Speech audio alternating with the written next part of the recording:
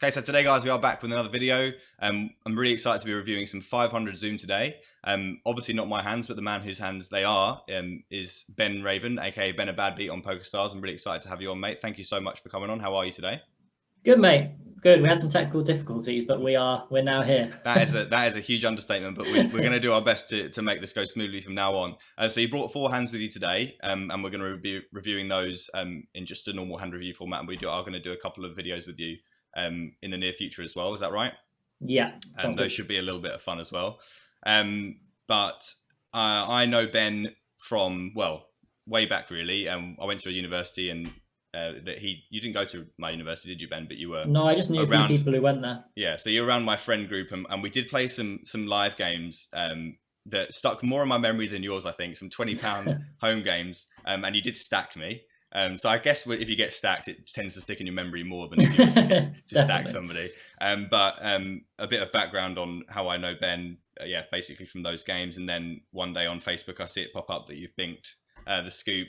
I think you came second, or you did chop or something. Yeah, exactly. Second, for something like 80 bags or something. Was that right? Yeah, it was super lucky. So I remember thinking, because I was grinding the tournaments back then as well, not as big a tournaments as you were playing, but yeah. And then from there, you've just gone from strength to strength. Obviously, Ben runs his Instagram where he shows his results and some hand histories. If you want to check him out, it's BenaBadBeat on Instagram. I'll leave a link in the description below. But without further ado, mate, I think we will crack on with the first hand, which is Ace King of Hearts. You ready? Yeah, let's do it. Awesome. Okay, so in our first hand, we have Ace King of Hearts under the gun, and Ben opens to 2.4. Is this your sizing with everything? Yeah, standard sizing. Yeah. 3x and a small blind, 2.4 over us. Cool. I'll be stealing that. And the big blind 3-bets to 11. Yeah. And I assume we have a mix here. Yeah, I'm going to 4-bet 25% roughly, and call. Oh no, sorry, 4-bet 75 and call about 25%, right. Something like that. Okay. We do call. And the flop is 4-8 deuce, 2 diamonds. And our opponent goes for a rather large c-bet. What are you thinking here? Yeah, I'm a fan of the sizing. Definitely not, he shouldn't be betting range here though. Okay. But I am a fan of the sizing. Reasons are just has a very strong range in the big blind versus under the gun. Board is very dynamic. Overcards are possible. Flushes can come in. Straights can come in. So basically just wanting to be betting bigger when they're betting. And obviously at these stakes, I think we have a very, very easy call. I think it's a very easy call at obviously most stakes, but I don't see many people. Obviously they're going to do some diamond stuff and we should be calling here, but I think this is a spot where many micro stakes players will fold and move on. But yeah, and I think it's actually, it's like, obviously you're going to fold King, Queen of Hearts and you're going to fold Ace, Queen of Hearts, but Ace, King, just with the extra overcard to pocket queens, for example, you just can't fold Ace, King here, any combo. And we're calling with everything we're continuing with here, I imagine. Yeah. The turns are 3, so the only thing that changed is 5, 6 and Ace 5. Yeah. He's obviously never going to have pocket 3s, and neither are you. I will have pocket 3s actually, but I'll only have it about 10 or 12% of the time. So every time I've opened it for 12%, I will call a 3-bet with it. And call a flop? It's a good question. 3 of diamonds. In fact, no, with any combo of 3s with a backdoor straight draw, I think I would defend, yeah. Cool. And then villain checks. So obviously, he could be checking here to give up, or obviously he's going to have like some checks that contain some strong hands and maybe like aces with a diamond, kings with a diamond. Yeah. What are your thoughts here? Obviously, once he decides to check.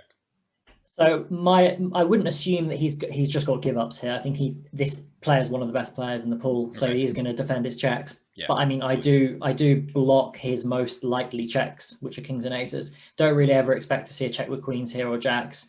Rare occasion to check shove them, but for the majority of the time, if they are checking good hands, it'll be like kings and aces. Okay. So would you suited maybe? So you'd say that when he does check and you have this particular combo, he's leaned more towards give ups than having value checks?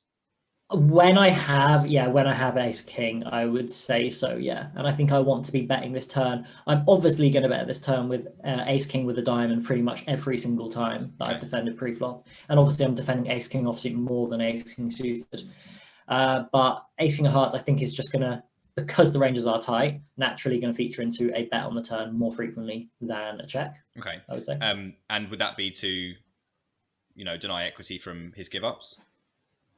Yeah, and also just because mainly because of range versus range, I need to find a certain amount of bets here, and Ace King is just gonna do a good job of accomplishing that, Okay. along with tens, jacks, some eight X, etc. So you do check, but as played, you'd rather bet and sizing. Yeah, I think this is a mistake for what it's worth, probably. Okay. But I mean, it's going to check sometimes, but it'll bet sometimes as well. And if you were to bet, you'd probably go small. Yeah, I want to bet small here. Okay. We do check, and the river is the 10 of clubs. Mm. And our opponent bets a third pot. Yeah.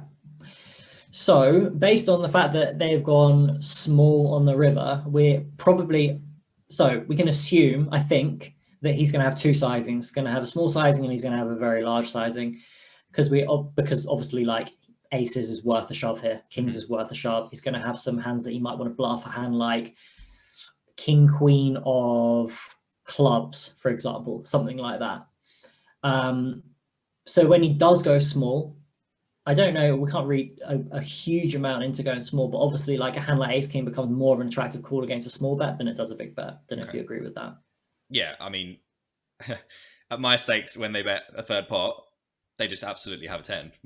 So they're not going to be capable. They have 10s, or they have like jacks that's trying to get cry call. I don't think that we're ever going to see. Well, I don't think unless our villain is an exceptionally, good thinking player, which we do not see very often.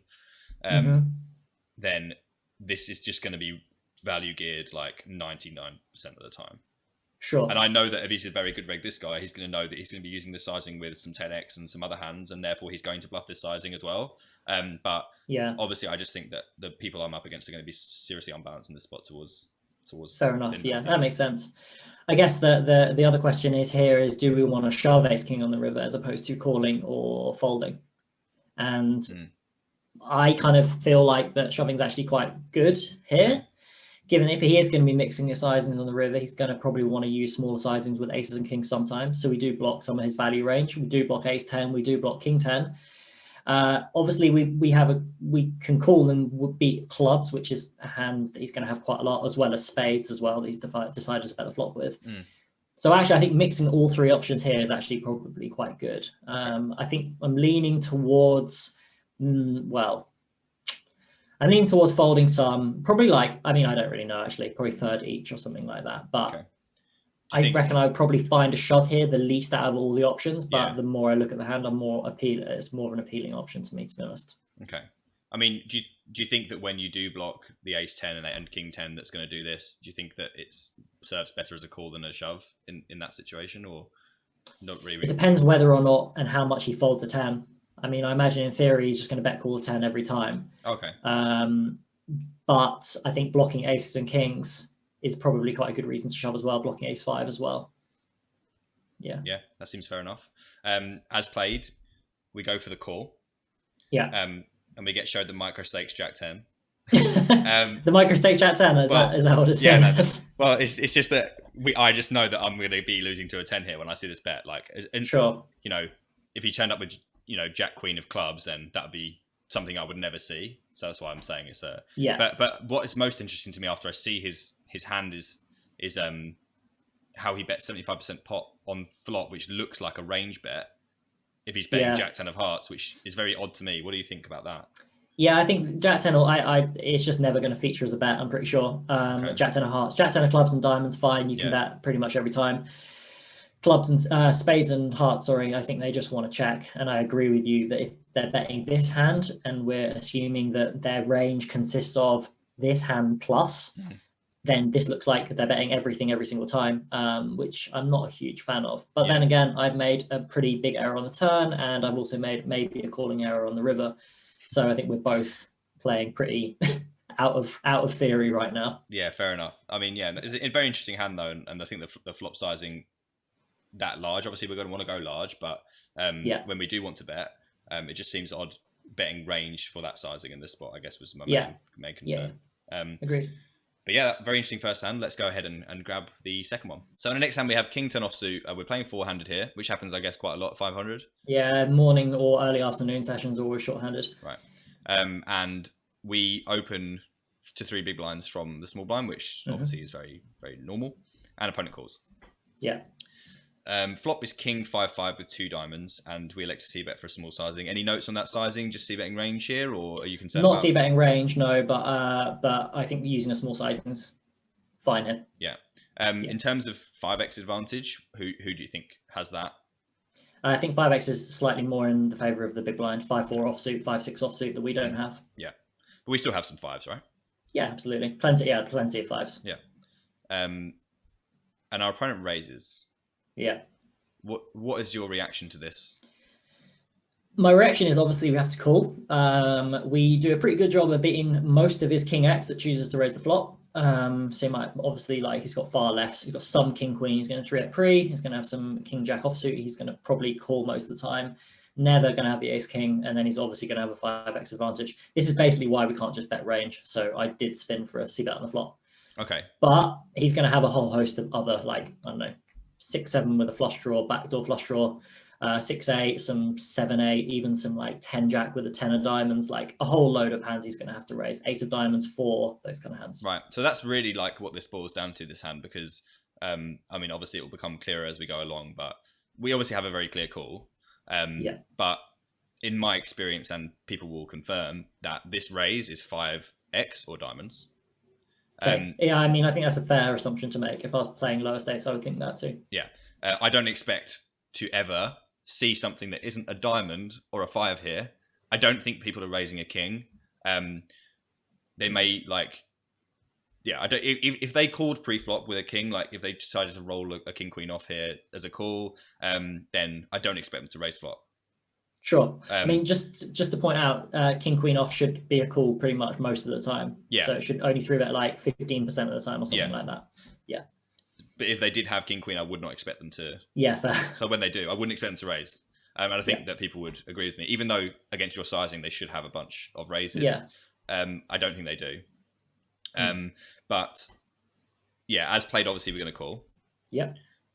And the 4 of spades. So 4 of spades is interesting, obviously, because you did mention that obviously backdoor spades, and the king of spades is not a big deal because obviously, you know, that's a pair anyway. So you're unblocking all those non-pair spades, as we don't obviously have the 10 of spades. So you mentioned 6-7 and backdoor spades on the flop as maybe being mixed in there as a raise. So obviously this is a card you expect your opponent to barrel quite often. Yeah, I think so. Well, often maybe not so much, but sizing wise, like using a large sizing. So there's a couple of things. Firstly, king of spades, it's significant in the fact that it's insignificant because we don't block a king 5 here, whereas we do block a 10-5 suited, which is like something. 10-5 of clubs, obviously. Okay. All right. Okay. He doesn't defend king 5 offsuit pre. Okay. So like, yeah, the king's a little bit annoying to have. I'd rather have a king of hearts, for example. Okay. And then, yeah, to the next point, yeah, he's going to have, like, as I said, like some ace spade X, some ace diamond X, some 3 diamond ace, a load of those hands. So yeah, I do expect when he does choose to bet the turn, it's going to be a big sizing. Okay. Do you think king 5 is always raising flop if he had it? No, definitely not. Yeah. So are you less concerned about that due to that, or? Yeah, I'm less concerned about being still dead. Rather have the king of hearts, but it's not the end of the world. No. And versus bet, obviously, I don't think we can do anything but call. But yeah, we're starting to get into the realms of not very happy. Would you say? Well, we are, and also, like, I find his turn sizing to be quite interesting because so now we can deduce that he doesn't have a king, right? Because like his sizing doesn't really reflect a king. Like the only king that can really go for it here, given that I've got entire range of king X, is like king queen, but I just don't expect him to size like that. Yeah. So with that in mind, like he's going 5x plus. Now, does 5x only want to use pot, or does 5x want to use like a bigger sizing? Like, what is he making me fold here for pot or what isn't he making me fold for pot that maybe for overbet would make me fold? Right. Does he want to bet 2/3 pot on the turn? I'm actually not 100% sure here, but I found his turn sizing to be at least noteworthy. Okay. Yeah. But never folding, obviously. No, never folding here. No, can't. But like I said, at my stakes, and people will agree that we're starting to be very, very worried here. Obviously, fair enough. Obviously, not having a diamond is great, but you know they certainly could be barreling diamonds, and obviously we are calling. We're never folding. It's just that we're starting to be in the realms of like, is anyone ever bluffing the spot? Yeah. And if they are they doing it anywhere near enough? And then obviously when we see this card, like, and this is what I was talking about on the flop, I'm I'm super dead at my stakes because I can't beat anything anymore, because I don't think that anyone's got enough unnatural bluffs in this spot for me to ever be beating a bet on the river. Fair enough. Yeah, I mean, that seems perfectly reasonable. So obviously we're going to play checks here, though, on the river. Yeah, obviously we're checking river, and our opponent goes for a very large size. How unhappy so are you here? It's a little bit blurry. Is he bet 42 and he's left 44, how much behind? 44 with 30 left, and he's got 50 in the pot. Yeah. I kind of wanted to put it to you, what do you think of his sizing on the river? Well, I guess that when he raises flop and his value is going to be obviously flushes and fives, and blind versus blind, I don't see any reason not to value bet a 5 here. If he did have something like 5-6, then obviously unblocking all your, and obviously you're going to be very king X heavy here on the river, so you're going to have a hard time folding against a competent reg, I would imagine, when you have a king. So he's going to have to go quite big when he wants to bluff, and he's going to have to go quite big. He can go quite big for value, would be my opinion. Yeah, and obviously unblocking. If he had like 6-5, he'd be unblocking all of your cooldowns. So going quite big seems to make sense to me. He does have a lot of value here because he's obviously going to be raising a bunch of diamonds on the flop. Yeah, obviously my biggest concern would be I don't have a diamond. I would rather have now the 10 of diamonds that we do get here with. And I would just be folding, because I expect every hand that my opponent bluff raised to get there, and everything that he was value betting flop to still value bet. Sure. Yeah. I mean, yeah, I think that's a really fair analysis, and that is from the kind of the perspective of people raising tighter ranges on the flop, I assume.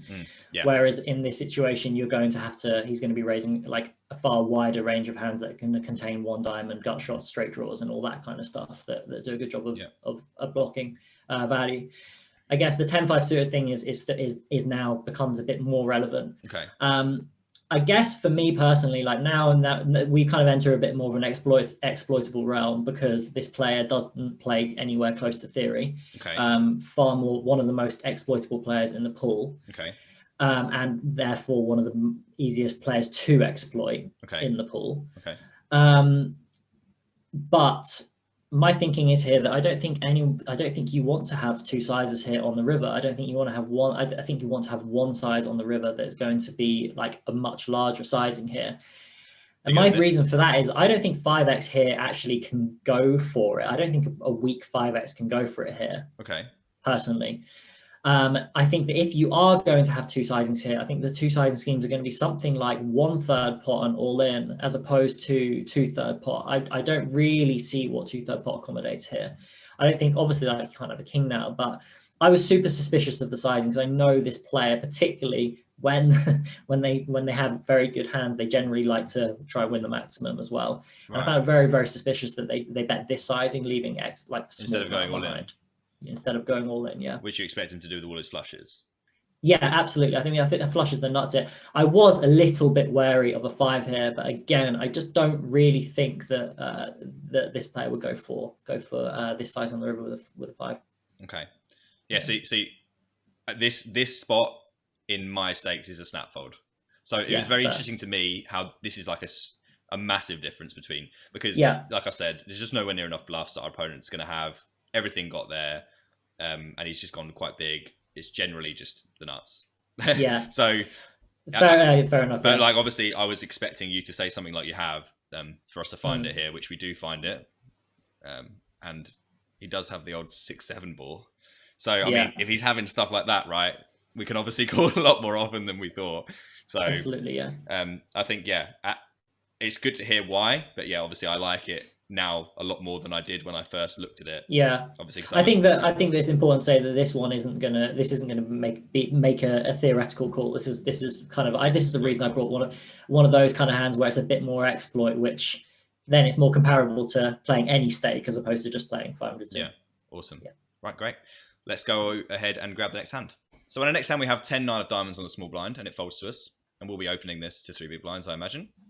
And we are 100 deep, and villain elects to 3-bet to 9. Seems pretty good sizing, and we're not doing anything but call here, I imagine. Or are you mixing anything? No, we'll call this one. Okay. Pretty good board. Very good board, yeah. And imagine we are checking range and raising always here. Now, if he was to, so he does check as played, but say for example he was to I mean, if he did bet here, do you expect him to go quite big? No, I expect him to bet small here. Okay.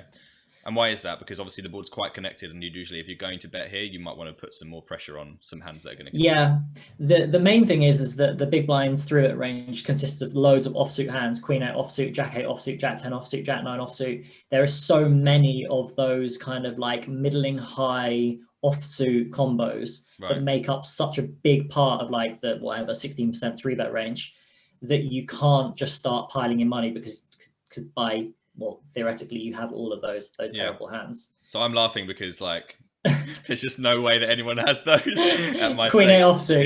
Yeah. Queen 8 offsuit snap 3-bet. Yeah, half the time. Yeah, it's just not happening like at all. Yeah. But the thing is, it becomes good at your stakes because of the ranges that the small blind's playing, right? But if my small blind is just like only calling with like hands way better than Queen 8, then it doesn't really make much sense to 3-bet, I guess, or does it? True. True, and it also, I guess, it makes a bit more sense to bet big. Yeah, because we're going to be more condensed here than we are in this spot at this stake. Sure, but I guess like in you could kind of go the other way in that situation, and actually like just on a board that's very good for you, on a board that like you can improve, like on a board that kind of the OOP player gets kind of screwed on, you can just justify betting small as well. You can obviously justify betting big, but you can go both ways with that. Okay. Yeah. So he does check behind. And the turn is a 7 of hearts, which is obviously very bad in general. Obviously, we both have 7x quite a lot. Do you expect him to check back all those like Queen 8, Jack 9 stuff? No, I expect actually to see quite a lot of bets. I'm fairly surprised to see a flop check here. So when he does check, what are you expecting him to? How you expect him to be constructing that range? I think he's going to have some very, very strong hands. He's going to have aces occasionally, and then he's going to have some airballs. He's going to have some super airballs, some 8-9 offsuits and stuff like that decided not to bet the flop. Some ace 5 of club heart combos, some king 6 offsuit, those kind of hands. So like hands that super whiffed, that decided like that didn't have a diamond, didn't have a spade, didn't really have many betting properties, so decided to check. Okay. When you say aces, do you mean only with a diamond, or do you think he would check with some frequency without one as well? Probably aces just with a diamond. Seems fair. Yeah. And Ben, he's going to have some Jack X as well, I would say, and some pocket 8s, pocket 9s. Fair enough. So you're potting here, and why is that? Yeah. So when like I'm deciding what bet sizing I'm going to do, so before I've decided on my bet sizing, the first question I ask myself is, what is the bottom of my value range? Okay. So what is the worst hand that I can bet the turn here with? Can I bet King Jack? Can I bet Ace Jack? No. Can I bet Jack 10? No. Can I bet Queen 9 suited? Maybe. Can I bet Ace Queen? Yes. Can I bet King Queen? Yes. Can I bet 7? Yes. So the answer's there. Pardon? You're polarizing a little bit then. Yeah, I mean, because it's a spot where I cannot bet thin, I then naturally size up. Now the question is like, what do I size up to? Okay. 70% doesn't feel like 70% does accommodate some Queen 9 and Queen 10. I'll give you that, but that isn't a good enough reason to start betting 70 because my overall range actually might want to go bigger. So in this situation, I've decided that my betting range is going to be King Queen or Ace Queen plus. But also, I need to be respectful that villain can still have boats, can still have aces, can still have ace queen of diamonds. So I've got to bet big enough to appreciate my betting frequency, but I also have to bet a sizing that also respects the fact that villain can still have good hands. So I can't overbet, I can't bet small, so I choose to bet pot. Okay. I guess what my note was on this sizing was that if he is checking back with like aces with a diamond, he's never folding here, and if he is like, he has whiffed, then we don't need to use this size. So we do save money when he does have that kind of very strong hand. And if he did check back aces with a diamond, obviously that's not very good for us because he blocks one of our outs as well. True.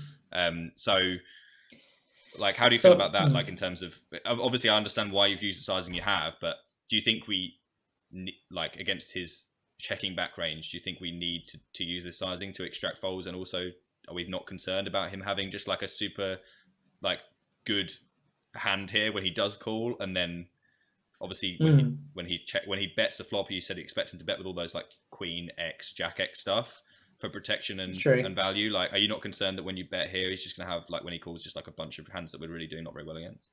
Yeah, I mean, I am concerned, but I'm. So this is where kind of like, whereas the last hand I'm more than happy to play exploitably, this hand I have to play theory because this reg is of a caliber that I need to play well against to either beat / not lose money too frequently. Okay. I think more energy will go into here trying to exploit a player like this than playing theory. and the reasons for choosing the big sizing to accommodate my range versus his range far outweigh the notion of if I can make him fold the same amount of hands if I bet 2/3 pot. I think that's great in terms of like exploiting pools with like loads of players, and obviously you can exploit, but that thinking will ultimately hinder your ability to progress further, because you'll find far more excuses to deviate from theory, than you will by playing theory. Okay.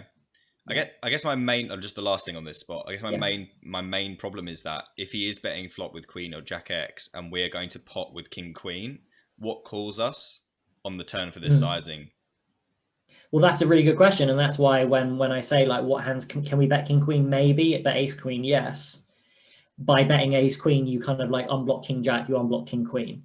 So what was the question again?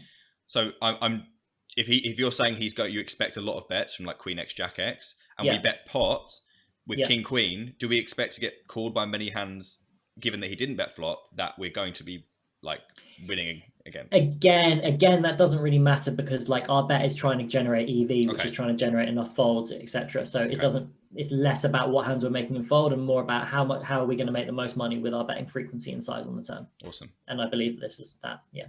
I won't argue any further with you. So he does call, and the river is an ace, and we have to obviously decide whether we like this combo as a bluff. We do. And what do you reckon?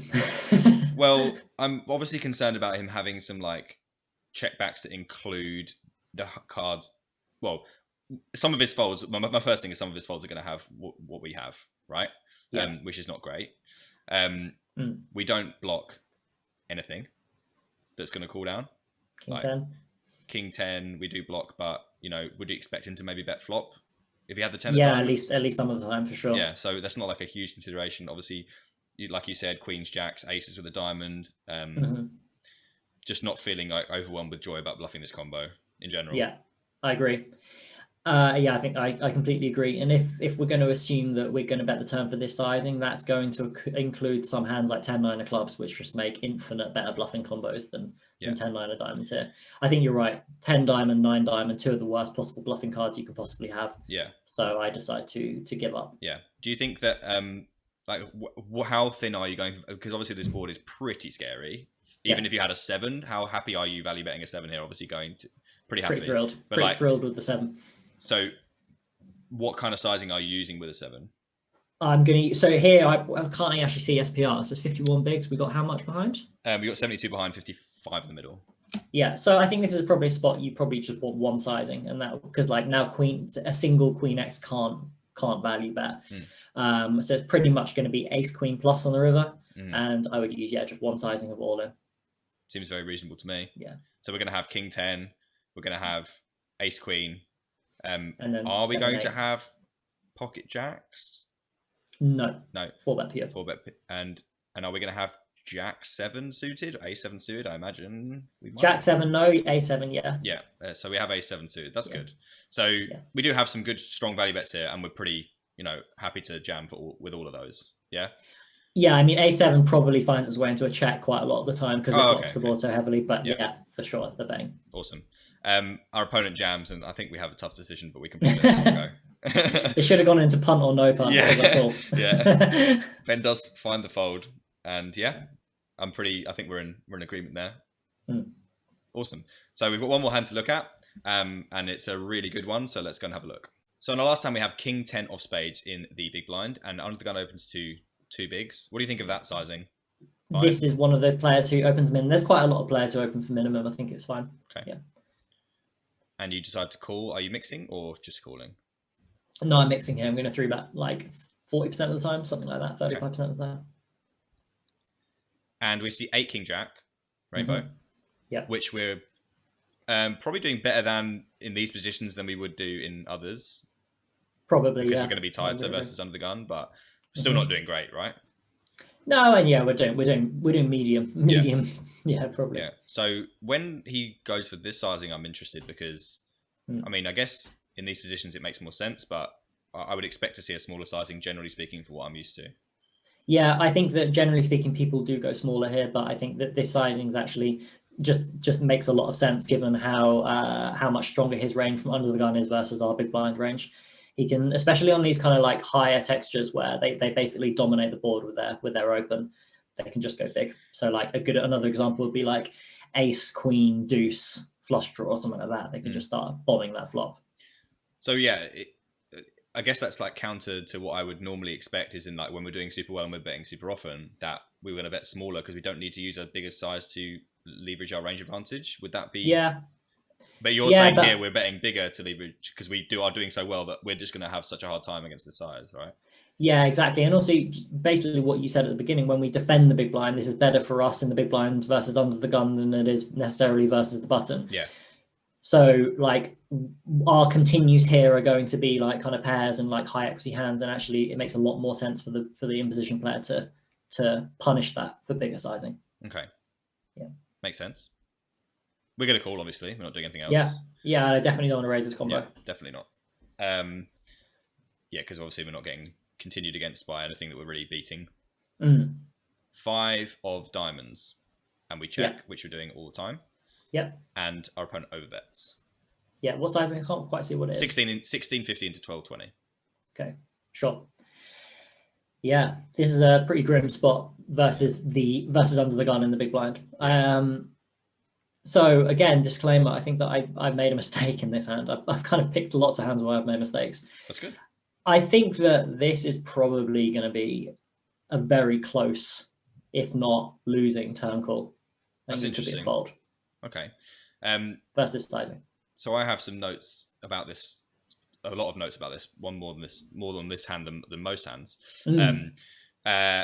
Like, obviously you don't have a diamond, and that's good. Yeah. And obviously you have a king, which is also pretty good. But how concerned are you about having a 10? Quite. Yeah. Yeah, I mean, I'm concerned about having a 10. I mean, I think it's fairly natural to assume that we just have to call here with top pair. We're unblocking diamonds, we're obviously blocking queen 10 and ace 10, and 9-10. But he can have like hands like 6-7 suited. He can have some ace x of diamonds of those kind of hands, ace queen offsuit, ace 10 offsuit with a diamond. So I mean, I think that theoretically maybe it's quite close, but like in reality, I don't think you're going to see many people folding the turn here, and correctly so. I think that it seems okay to call. I would much rather have king 6 here than I would king 10. I actually have that written down. Have you? Okay, yeah. Because I know that you have. I mean, I don't know if you have. My ranges actually have like king against this size at least. King deuce 3, king 4 as well. Yeah. So that seems like better to have. But I wondered how much of a big deal the 10 of spades was compared to obviously if we had the 10 of diamonds, this would be a pretty easy fold, right? Well, really? I'm not. Yeah, it's closer, but yeah, I think that probably I'd consider folding more often. Yeah, certainly more often, but maybe not very much still. Yeah, exactly. Yeah. We do call, and the river's a 5. Yeah. So obviously anything that we were beating, we are still beating, unless ace 5 was just randomly barreling, or like ace 5 definitely could be betting turn. I think it's perfectly reasonable. Yeah. Okay.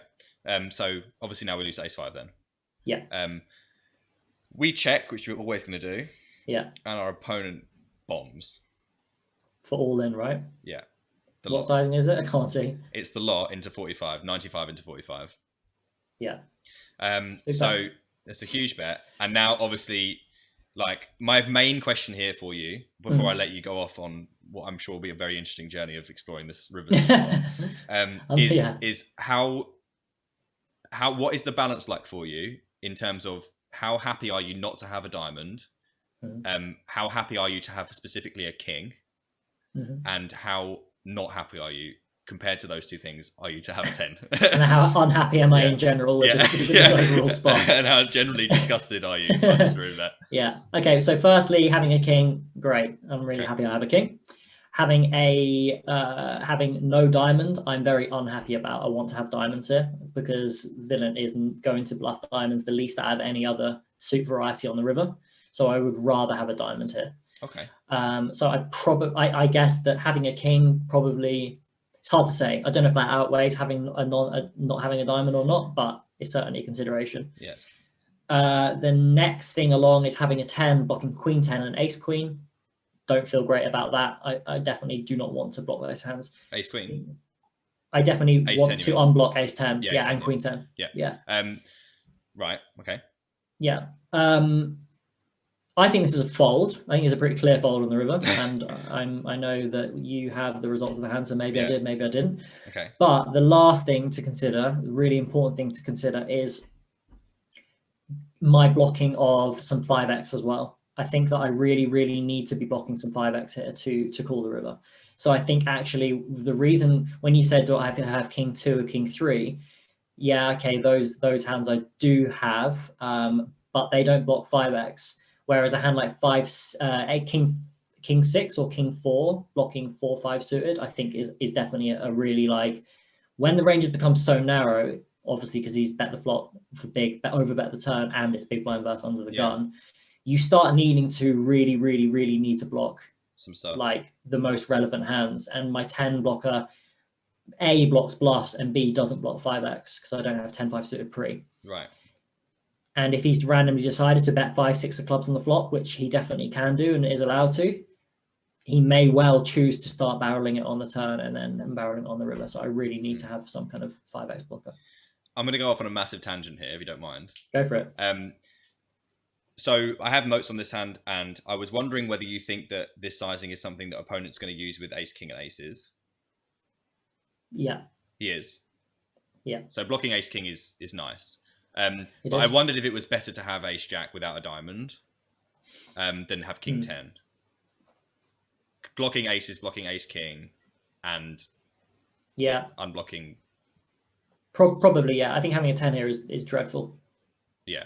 Really, really, really dreadful to have a 10. that's what I was thinking. Like, specifically, maybe the. I mean, you've said that 10 of diamonds would be worse than 10 of spades here, so maybe this is even more of a fold than. And also remember, when you have an ace, you block ace 5 if it's one of the varieties. So ace jack is a better call here than a king 10. I would say yes. Yeah.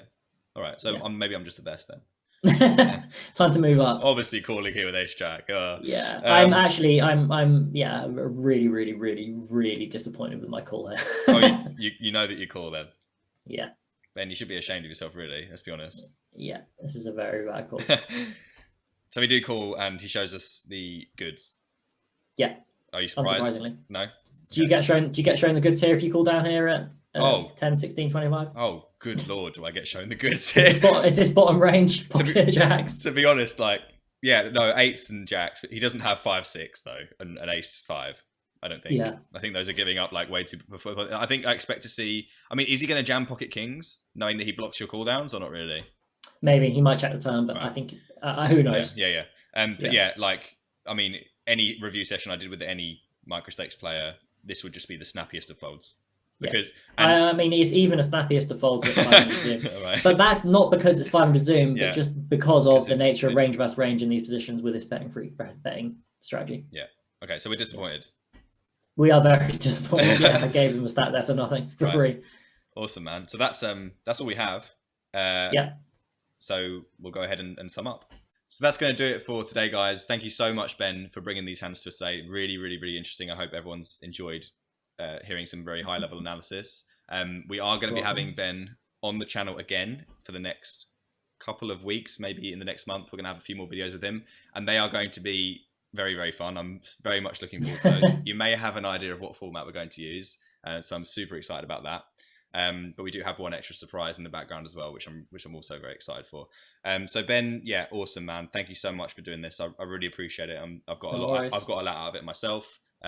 Not a lot I think I can take to my games, but like learning. Fold king 10 versus triple, always. We learned this one, but this one I actually knew already.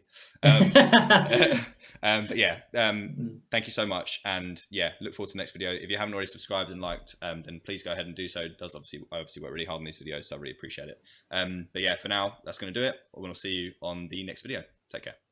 Take it easy.